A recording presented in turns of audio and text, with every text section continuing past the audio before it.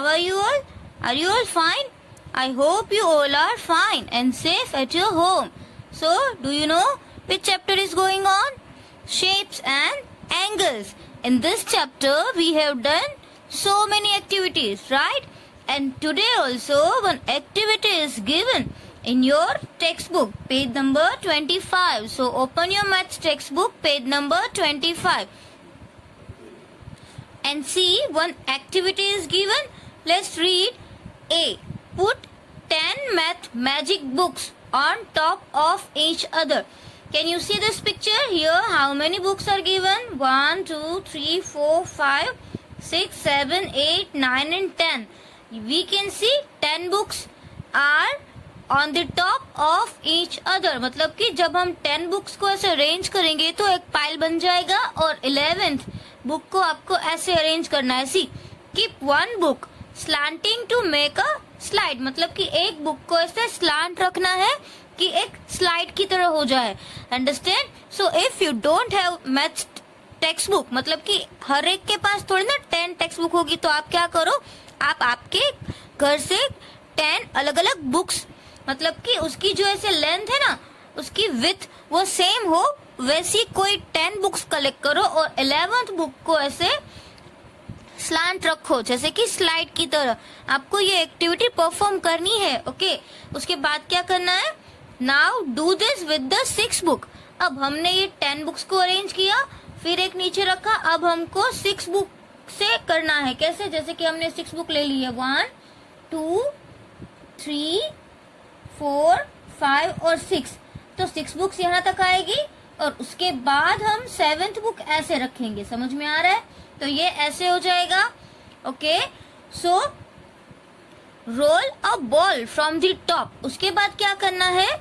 एक बॉल लेना है और टॉप से उसको रोल करना है. फॉर एग्जाम्पल, एक बॉल यहाँ से हमने रखा 10 बुक्स के ऊपर और उसको ऐसे रोल करना है. जैसे हम स्लाइड पे बैठते हैं ना, तो कैसे स्लाइड पे बैठते हैं तो ऐसे सीधे नीचे आते हैं स्लाइड करके, वैसे ही हमको बॉल रखना है और उसको ऐसे स्लाइड करना है.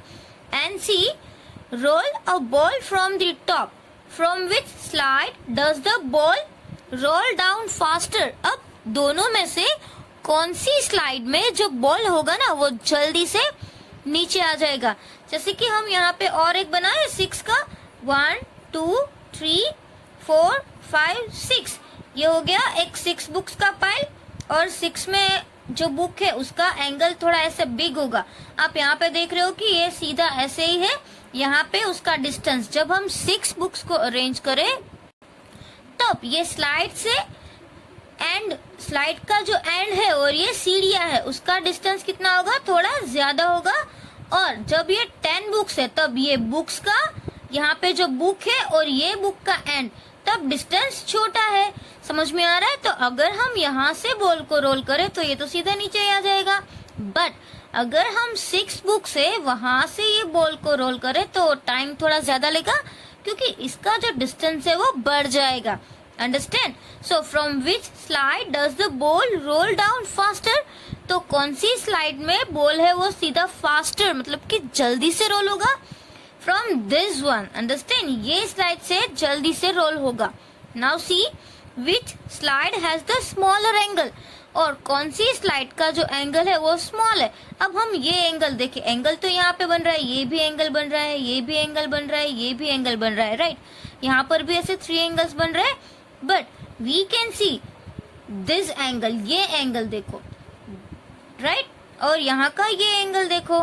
तो ये जो एंगल बन रहा है वो स्मॉलर एंगल है और ये जो है वो थोड़ा इससे बिग होगा. सो we can say which slide has the smaller angle? This slide has the smaller angle. Understand? ये आप एक्टिविटी आपको घर पे करनी है. And do this activity and identify the smaller angle. Smaller angle किसमें बनता है? That you have to see. And ball, take a ball and roll down. फिर आप उसको रोल करो. दोनों में से किस में बॉल है वो फास्ट नीचे आएगा. That also you have to see. Okay, now see on page number 26, here also 2 slides are given and here picture of a boy is given. So these are 2 slides in a park. We can see how many slides are there in a park. two slides. Okay, but we can see very well.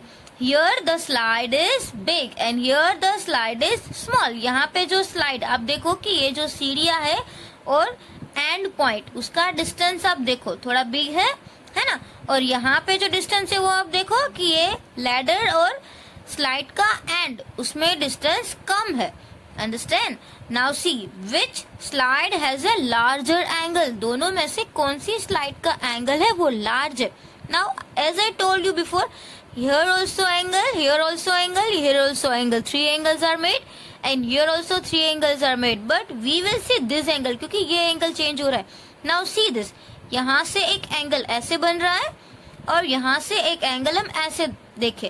Okay, अब यहाँ का angle देखो और यहाँ का angle देखो. ये दोनों स्लाइड में से कौन सा एंगल लार्ज है? This angle. अगर हम इसको नाम दे दे ताकि आपको आंसर लिखने में इजी रहे, इसको हम स्लाइड 1 बोले और इसको हम स्लाइड 2 बोले. Okay, so we can say slide 2 has the larger angle. Slide 2 में जो एंगल बन रहा है वो कैसा एंगल बन रहा है? Large angle. And the second is which slide do you think is safer for the little boy and why? अब दोनों स्लाइड है. अच्छा, तो लिटिल बॉय है वो कौन सी स्लाइड में जाए तो उसके लिए सेफ होगा? Have you imagine? आपने ये इमेजिन किया है कि अगर आप ये स्लाइड में बैठो तब क्या होगा और ये स्लाइड में बैठो तब क्या होगा? जैसे कि ये स्लाइड 1 है और ये स्लाइड 2 है, तो एज आई टोल्ड यू कि इसका जो डिस्टेंस है वो थोड़ा ज्यादा है, तो बॉय को इधर से यहाँ पे आने में थोड़ा टाइम लगेगा, थोड़ा टाइम ज्यादा लगेगा, और इसका जो डिस्टेंस है वो कम है. बॉय यहाँ पे खड़ा है, वो सीधा स्लाइड करेगा तो सीधा नीचे आ जाएगा. तो दोनों में से कौन सी स्लाइड सेफ होगी? ये वाली स्लाइड सेफ होगी क्योंकि यहाँ पे तो हम सीधा जाएंगे और सीधा नीचे, तो छोटे बच्चे को तो चोट भी लग सकती है. अगर आप कोई हिल पे खड़े हो या तो कोई ऊंचाई वाली जगह पे खड़े हो, यहाँ से आपको सीधा ही जंप मारे तो क्या होगा? चोट लग जाएगी, है ना. और उसमें थोड़ा ऐसे डिस्टेंस है तो क्या होगा? आप धीरे धीरे नीचे आओगे तो आपको चोट नहीं लगेगी. इसमें तो फास्ट नीचे आ जाएगा तो वो उल्टा भी गिर सकता है. So slide 2 is the safer for the little boy. Understand? So now here see the next activity is what? Changing shapes. What is this? Changing shape. Now see what is given in this activity. See here, things you need. Here in activity some things are needed. मतलब कि कुछ चीजें आपको चाहिए. Okay, क्या चाहिए? See, used or new matchsticks. Here ये क्या है? ये मैच बॉक्स है और मैच बॉक्स के अंदर क्या होता है? ऐसी मैच स्टिक्स होती है, राइट? तो मैच स्टिक्स भी हमको चाहिए और क्या चाहिए? Piece of rubber tube used in cycle valves. अभी जो रबर ट्यूब्स होती है ना उसके पीसेस चाहिए. अगर वो आपके पास नहीं है तो आप जो पेन आती है ना उसकी रिफिल जो खाली हो गई है वो भी यूज कर सकते हो, या अगर आपके पास वो भी नहीं है तो नारियल पानी में जो स्ट्रो आती है, जो स्मॉल वाली स्ट्रो, आप वो भी यूज कर सकते हो, राइट? तो सबसे पहले क्या करना है? Clean the black kind of the match sticks. अब आपने मैच स्टिक्स तो देखा होगा, उसमें क्या होता है? एक ब्लैक कलर का डॉट होता है जिससे हम उसको यहाँ पे ऐसे लगाए तो आग लगती है, आग जलती है, राइट? तो ऐसा जो पार्ट है ना वो हमको निकाल देना है. अंडरस्टैंड? तो आपको वो करना है. आप न्यू भी मैच स्टिक्स यूज कर सकते हो और ओल्ड भी, क्योंकि वो हमको ये जो ब्लैक कलर का पार्ट है वो तो हमको चाहिए ही नहीं. तो यूज्ड हो गई मैच स्टिक्स है वो तो ज्यादा अच्छा रहेगा क्योंकि उसमें से हमको जो ब्लैक कलर का जो पार्ट दिखेगा वही सिर्फ कट करना है. ओके, तो आपकी जो मैच स्टिक्स है वो वेस्ट भी नहीं होगी और जो वेस्ट हो गई है, जो यूजलेस है, उसको हम यूज कर सकते हैं, राइट? तो that also you can take. अब चलो, फर्स्ट तो हमने कर लिया कि मैच बॉक्स ले लिया, उसमें से जो ये ब्लैक कलर का पोर्शन था वो हमने हटा दिया. अब क्या करना है? Cut small pieces of the tube. अब ये जो हमने ट्यूब ली ना ऐसी वाली, कि उसको 1 centimetre, already you know 1 centimetre, right? So 1 centimetre के पीसीस करने हैं. अब स्ट्रो लोगे ना तो बहुत ही अच्छा होगा क्योंकि वो इजीली बैंड भी हो जाएगी, राइट? अगर आप वो पेन की रिफिल लोगे तो क्या होगा? वो जल्दी से बैंड नहीं होती है तो आपकी मैच स्टिक्स टूट सकती है. उससे अच्छा है कि आप स्ट्रो ले लो. Now cut small pieces of the tube about 1 centimetre long. अब ये सारे जो कट किए ना वो सेम होने चाहिए। उसमें अगर आप एक बिग करोगे एक स्मॉल करोगे तो आपके शेप्स अच्छे नहीं बनेंगे। तो सेकेंड आपका वो हो गया। फिर थर्ड क्या है, push 2 matchsticks into each other. Now ये जो है ना वो ट्यूब का पोर्शन है। अब ट्यूब होती है तो वो तो होल होगा यहाँ पे, तो दोनों साइड उसको आपको मैचस्टिक्स को फिक्स करना है। समझ में आया? जैसे ऐसे बन जाए। फिर क्या करना है, वापस यहाँ पे उसको एक ट्यूब लगाना है दोनों साइड। फिर ये ट्यूब होगा, उसमें तो होल होगा, तो उसके अंदर वापस मैचस्टिक्स आ जाएगी।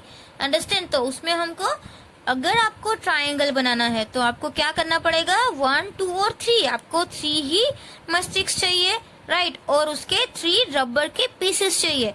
और उसके बाद आपने अगर ये कर लिया, फिर यहाँ पे मैचस्टिक्स है उसको ऐसे बैंड करके इस रबर ट्यूब में फिक्स कर दो, तो क्या हो जाएगा, ऐसा वाला एक ट्रायंगल बन जाएगा। ओके, देखो यहाँ पे ऐसा बना हुआ है, तो ये तो 2 ही है। अब इस साइड और एक होल है, यहाँ पे अगर आपने मैचस्टिक्स फिक्स कर दी, राइट। यहाँ पे आप मैचस्टिक्स फिक्स मत करो, अब इसको बैंड करके इस साइड से बैंड करके ये वाला जो मैचस्टिक्स का एंड है ना उसको यहाँ पे फिक्स कर दो, तो ऐसा वाला ट्रायंगल बन जाएगा। समझ में आ रहा है? फिर आपको क्या करना है, ट्रायंगल तो बना लिया, फिर क्या करना है, now make this 4, 5, 6 sided shapes by using tube pieces and matchsticks. Now see 4 sided, 5 sided and 6 sided. हमको ऐसे शेप्स बनाना है, जैसे यहाँ पे आप देख रहे हो 1, 2, 3, 4 साइडेड, दिस इज स्क्वायर। यहाँ पे देखो 1, 2, 3, 4 and 5, this is pentagon. And this is 1, 2, 3, 4, 5 and 6. This is hexagon. So we made all these shapes by matchsticks and rubber tube. Okay, इससे आपको शेप बनाना है। Okay, सबने बना लिया। ये एक्टिविटी भी आपको करनी है, आप प्लीज ट्राई करो। मैचस्टिक्स तो सबके घर पे होती ही है। और स्ट्रो से आप ट्राई कर सकते हो, नारियल पानी में जो स्ट्रो आती है ना उससे आप ट्राई करो। ओके, एंड अब क्या करना है, आपने शेप भी बना लिए। Now find out how many angles are there in each of this shapes. Now see, in every shapes, as I told you before, every shapes has angles. So let's find out how many angles are there in each shape. Here see 1, 2, 3 and 4. How many angles are there? 4 angles. And here 1, 2, 3, 4 and 5. How many? 5 angles. And here 1, 2, 3, 4, 5 and 6. How many angles? 6 angles. Understand? So 4-sided figure has 4 angles, 5-sided figure has 5 angles and 6-sided figure has 6 angles. Understand? तो हमने angles भी find कर लिया, उसकी sides भी find कर ली। अब now push each shape downwards. अब आप ये फिगर देख रहे हो। अब फॉर एग्जाम्पल हमने ये पेंटागन लिया, अब उसको ऐसे खड़ा रखा, फिर यहाँ से हमको उसको पुश करना है। उसका एक कॉर्नर ऐसे पुश करो by the tip of your finger. आपको एक फिंगर टिप से उसको ऐसे पुश करना है। Okay, and does the angle change when pushed down by the finger. और ये जो शेप है हमने जो बनाया है, अगर हम उसको ऐसे पुश करें तो क्या उसका एंगल चेंज होगा कि नहीं होगा। तो अब ये वाला जो है वो इजीली रबर ट्यूब है तो वो जल्दी से ऐसे पुश होगा, राइट। तो उसका एंगल है ये, इसको अगर हम पुश करें तो ये ऐसे स्टैंडिंग मतलब स्लीपिंग लाइन में स्ट्रेट भी हो सकता है। तो यस, ऑब्वियसली उसका एंगल चेंज होगा। ये आपको कैसे पता चलेगा? जब आप ये अपने आप खुद बनाओगे, फिर उसको खुद से प्रेस करोगे तो ही आपको पता चलेगा, right. So do this at home, understand. And see here one table is given. Now in this table with this activity आपको रबर ट्यूब और मैचस्टिक्स से ऐसे शेप्स बनाने हैं और फिर डिसाइड करना है चेंज इन एंगल, मतलब कि इसके एंगल्स में चेंज हो रहे हैं, यस और नो। ये देखो कौन सा शेप है, उसकी कितनी साइड्स है, 1, 2, 3, 4, 5 and 6। दिस 6 साइडेड फिगर, मतलब कि ये क्या होगा, हेक्सागन होगा। अगर इसको हम यहाँ से पुश करें या तो इस साइड से पुश करें तो ऑब्वियसली इसका जो शेप है वो ऐसे स्टैंडिंग लाइन में आ सकता है, राइट। यहाँ से हम इसको पुश करें तो भी हो सकता है, तो अगर हम इसको पुश करें तो ये इजीली पुश होगा, इसके एंगल्स चेंज होंगे, right. So here we can write yes, angles will change. अब ये भी first of all let's see how many sides are there, 1 2 3 4 and 5 side, मतलब कि ये पेंटागन है। अब पेंटागन को मैं यहाँ से ऐसे पुश करूँ फिंगर से तो ये भी इजीली पुश होगा। इसका अगर इसको हम पुश करें तो ये स्लिपिंग में हो जाएगा, ये स्ट्रेट भी हो सकता है, राइट। तो इसमें भी एंगल चेंज हो जाएगा। ये जो स्क्वायर है, राइट, इसको हम ऐसे पुश करें या तो हम इसके कॉर्नर से उसको पुश करें, ये भी इजीली पुश हो सकता है, अंडरस्टैंड। तो हम इसको यहाँ पे इसका आंसर क्या लिखेंगे, यस। बट ये जो ट्राइंगल है, अगर आप इसको यहाँ से पुश करेंगे तो क्या होगा, इसको यहाँ पे सपोर्ट मिल रहा है, समझ में आ रहा है। एक ट्राइंगल ही ऐसा है जिसको अगर आप पुश करोगे तो ये पुश नहीं होगा, और इसका जो भी अगर ये पुश नहीं होगा तो फिर उसके जो शेप्स है, उसके जो एंगल्स है, उसमें भी चेंज नहीं होगा, राइट। तो यहाँ पे आएगा नो, समझ में आया। ये ट्राइंगल तो आप बनाओ ही, ट्राइंगल को क्यों, उसके शेप चेंज नहीं होते, उसके एंगल्स चेंज नहीं होते, क्योंकि यहाँ पे अगर उसको हम प्रेस करें तो यहाँ से उसको सपोर्ट मिल जाता है, इसलिए, अंडरस्टैंड, समझ में आ रहा है। तो ये जो हेक्सागन है उसका भी एंगल चेंज होगा उसको फिंगर टिप से पुश करने से। ये जो पेंटागन है उसको भी हम फिंगर टिप से पुश करें तो उसका भी एंगल चेंज होगा। ये जो 4 साइडेड स्क्वायर है उसका भी एंगल चेंज होगा, बट सिर्फ ये एक ट्राइंगल है ना, उसका ही ये जो एंगल है वो चेंज नहीं होगा। बट ये आपको कैसे पता चलेगा कि आप अपने आप खुद बनाओ, okay. So do this activity and write answers like this, understand? Now let's see in the next page. Now see, the topic is shapes and towers, right? Look for triangle in the pictures below. Now see this.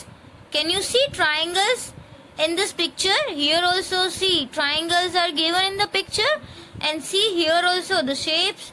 The shape is triangle. Here also many triangles. This big also triangle, right? So from the activity changing shape, can you guess why triangle are used in this tower, bridges, etc. अब हमने वो जो activity किया, right, changing in shapes and angles, उसमें कौन सा shape ऐसा था जिसका एंगल चेंज नहीं हो रहा था, ट्राइंगल का, अंडरस्टैंड। ट्राइंगल का जो एंगल है, उसका जो शेप है वो चेंज नहीं हो रहा था, क्यों, क्योंकि उसको इस लाइन को यहाँ से सपोर्ट मिल जाएगा और इन दोनों को इसके बेस से सपोर्ट मिलता है, इसीलिए वो एक स्ट्रॉन्ग फिगर बन जाती है, understand. Now see, look around and find out more places where triangles are used. अब आपको इसका रीजन तो पता चल गया ना कि ट्राइंगल है वो एक स्ट्रॉन्ग शेप है, राइट, और triangle shape is strong and does not change easily when pressed. Okay, triangle है वो एक स्ट्रॉन्ग है और उसको प्रेस करने से उसका जो शेप है वो चेंज नहीं होगा। And triangle shapes are used in bridges, towers etcetera to make them stronger. और ब्रिज को, टावर्स को स्ट्रॉन्ग बनाने के लिए कौन सा शेप की जरूरत पड़ती है, ट्राइंगल शेप की, क्योंकि वो स्ट्रॉन्गर बनेगा, इसीलिए। And triangle can be find in railings, bus stop, railway station, right. आप ट्राइंगल्स देखो, आप ब्रिज देखो, तभी भी आपको ट्राइंगल शेप नजर आएगा। और फाइंड करो कि कौन कौन से ऐसी थिंग्स है जिसमें हमने ट्राइंगल शेप यूज किया है, okay. So this is your homework. ये आपको करना नहीं है, सिर्फ आपको फाइंड करना है, इसमें आपको कुछ लिखना नहीं है, जस्ट फाइंड इट, कि आप ट्राइंगल शेप कहाँ देख रहे हो और उसका रीजन क्या है कि ये ट्राइंगल शेप में है, ओके। रीजन तो आपको पता ही है, क्योंकि ट्राइंगुलर शेप है वो बहुत स्ट्रांग होता है, उसका इजीली शेप चेंज नहीं होता है, understand. That's why in bridges and towers उसको स्ट्रांग बनाने के लिए ट्राइंगुलर शेप यूज होता है। Now see, the next is angle and time. Now angle और टाइम का रिलेशन, एंगल और टाइम का क्या रिलेशन है, let's see. Now see, Zeenat, your watch does not have digits. अब ये जो गर्ल है वो बोल रही है कि जीनत, तुम्हारी वॉच में तो डिजिट्स ही नहीं है। How do you read time, तुम टाइम कैसे रीड करती हो। See what is she saying, I just see the angles, वो बोल रही है कि मैं तो सिर्फ एंगल्स देखती हूँ. See when the hands make a right angle, I know it is 9 o'clock. अब ये जो एंगल है उसने यहाँ पे एक राइट एंगल फॉर्म किया, तो it is 9 o'clock. Okay, so now understand, in angles also means in clock also we can see angles between hands. जो hands होते हैं ना वो angles बनाते हैं. There are many times in a day when the hands of a clock make a right angle. अब क्या clock ने ऐसे राइट एंगल फॉर्म किया तो एवरी टाइम 9 o'clock ही होगा, ऐसा कभी हो सकता है नहीं. इसमें तो कई बार ऐसा होता है कि राइट एंगल फॉर्म होता है और टाइम चेंज हो जाता है. So let's see by the clock, एक वॉच है उससे हम देखेंगे कि क्या हर बार ऐसा होता है कि जब ऐसा एंगल हो तभी 9 o'clock ही बजा है. Now see this watch and let's see the angles between the numbers. अब यहाँ पे देखो कि ये जो एंगल बना इसमें टाइम क्या हुआ है 7 o'clock, इसमें 7 बजे है और उसका एंगल देखो कि इसके एंगल में ये जो डिस्टेंस है वो मोर देन राइट एंगल है, वो राइट एंगल से भी बिग है, राइट. अब ये एंगल यहाँ पे आया, it is also more than right angle. ये अब ये बताओ कि ये कौन सा एंगल होगा. जैसे कि यहाँ पे मैंने बोला कि 7 to 8 30 डिग्री का, दो नंबर्स होते हैं ना उसके बीच में कितना डिग्री होता है पता है, 30 डिग्री. तो 30 + 30 60 एंड + 30 90. तो ये जो एंगल बना ना वो भी राइट एंगल बना. सी दिस इज, अगर आप वॉच को ऐसे करोगे तो ये राइट एंगल बन रहा है. Okay, so now see here next, it is less than 90, it is also less than 90. Understand, ये भी लेस देन होगा और ये. अब यहाँ पे देखो कि ये जो एंगल बन रहा है, थोड़ा सा इसको ऐसे कर दे. अब ये जो एंगल बन रहा है वो कौन सा एंगल बनेगा, राइट एंगल बनेगा. आप यहाँ से भी देख सकते हो, right. So this is right angle. तो ऐसा नहीं है कि जैसे यहाँ पे बोला कि एवरी टाइम अगर ऐसा टाइम आया तो it is 9 o'clock, so it is not possible. Okay, फिर ये भी मोर देन राइट एंगल हो गया, ये मोर देन और ये दोनों तो स्ट्रेट हो गए. देखो ये एक 6 पे है, एक 12 पे है, ये दोनों स्ट्रेट हो गया. तो we can say this is straight angle, right. अब ऐसे होगा तो भी ये मोर देन हो गया, तो भी ये कितना हुआ, राइट एंगल होगा, राइट. अब वापस देखो दोनों, अगर ऐसे, अगर ये 5 पे है ये 11 पे है तो भी ये कौन सा एंगल होगा, स्ट्रेट एंगल. समझ में आ रहा है. अब यहाँ पर देखो, जब इसमें 3 नंबर्स का डिस्टेंस है, जैसे कि मैंने पहले ही बोला 5 to 6 30 डिग्री, 6 to 7 30 डिग्री और 7 to 8 30 डिग्री, मतलब 30 + 30 60 + 30 90. तो यहाँ पर भी एक 90 डिग्री का एंगल बन रहा है, देखो. ओके, तो ये टाइम क्या हुआ है यहाँ पे, वो भी चेंज हो रहा है. तो आप अच्छे से पहले देखो कि इट इज नॉट पॉसिबल कि हर बार अगर राइट एंगल है तो 9 o'clock ही है, अगर स्ट्रेट एंगल है तो 6 o'clock ही है.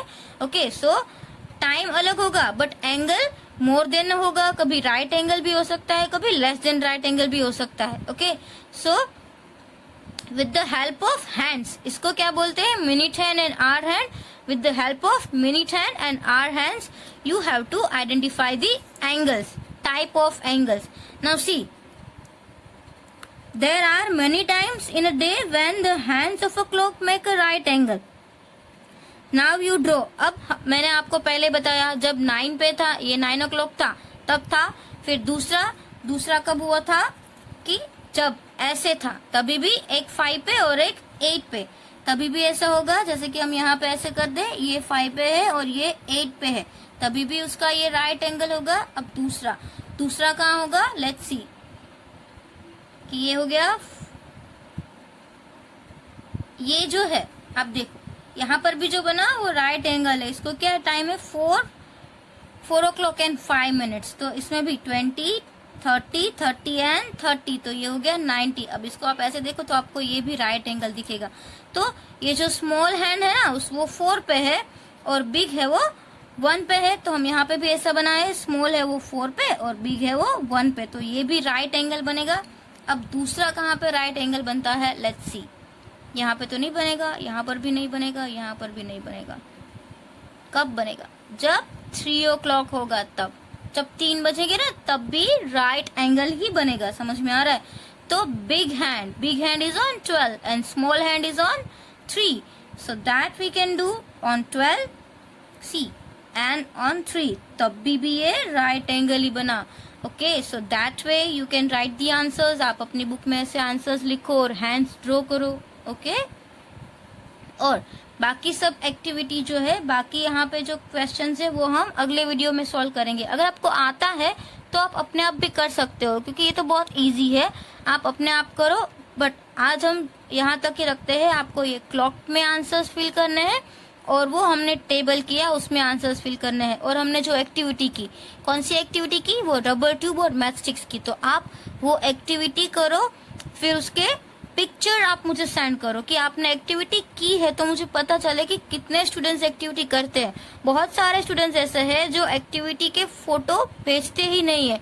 So this is not good, right. Some are very good children, कोई वो सभी एक्टिविटीज के फोटो शेयर करते हैं, वो सब मुझे सेंड करते हैं, तो मुझे पता चले ना कि आपको ये आया कि नहीं आया. तो आप एक्टिविटी करो और फिर समझो. अगर आप एक्टिविटी नहीं करोगे तो आपको समझ में ही नहीं आएगा. और ये चैप्टर तो बहुत इजी है, राइट. तो एक्टिविटी करने में हम सबको मजा आएगा. Okay, so please send photos of this activity and one table and this clock. और उसके आगे जो ये पेज पे जो क्वेश्चन है आप वो भी सॉल्व करो अगर आपको आते हैं. अगर आपको नहीं आते हैं तो हम नेक्स्ट वीडियो में वो भी सॉल्व करेंगे. So no problem, but do your homework regularly. Okay.